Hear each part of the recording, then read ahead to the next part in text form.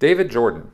I've read most things L. Ron Hubbard in his early writings of Dianetics, but since it did fail just 3 to 4 years after he wrote it, no one really talks in detail about why it failed. What exactly happened in the first writing of Dianetics? Can you please detail why the first foray into Dianetics failed? Well, I do actually talk about this in my book in some detail, so I would recommend that you read that.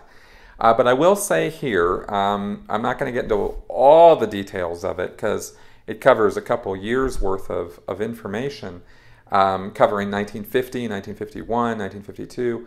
But basically, Hubbard wrote Dianetics, and it went viral. It was a runaway bestseller, and a lot of people really dived into it wholeheartedly, and there were groups starting up around the United States, and then it started internationally.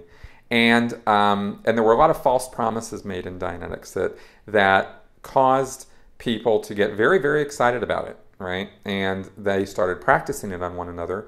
Hubbard rode this wave of popularity. He did a lot of lectures, a lot of touring all over the U.S., and eventually over to England as well, and started up Dianetics groups and foundations, right? These organizations in Los Angeles and New Jersey, and eventually ended up in Wichita, Kansas, and then Phoenix, Arizona. And during the course of this, people started finding out that Dianetics doesn't do what it says it's supposed to do. And Hubbard was then, promoting this line that he was researching it further and trying to find faster techniques and easier techniques and more, universally workable techniques because it didn't work on everybody and this kind of thing. And of course, Hubbard was no scientist, and he was no researcher, and all this stuff was just off the top of his head for the most part. And so when people didn't get wins and the successes and weren't able to achieve this new wonderful state of clear that he described in the first book, they were like, well, this is just not really what it's all cracked up to be, and they stopped doing it. And except for a very small, what ended up being a very small number of core followers, and as far as I'm concerned, those are the kind of people who will believe anything.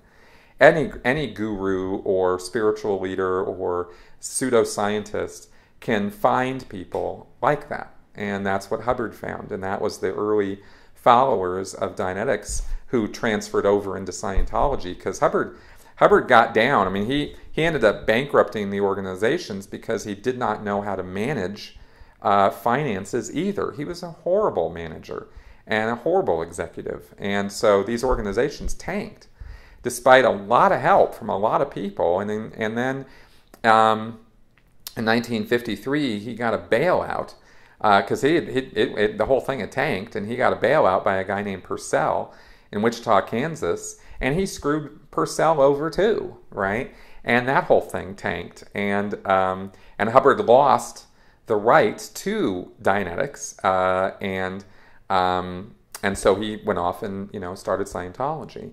And turned it from a pseudoscience, the modern science of mental health, to a religious philosophy, right? Where there was a lot more latitude in terms of the claims he could make, and he didn't have to get into a lot more legal liability, such as practicing medicine without a license. Because when you're a religion, you can claim just about anything, and it's all under the guise of spiritual beliefs, right?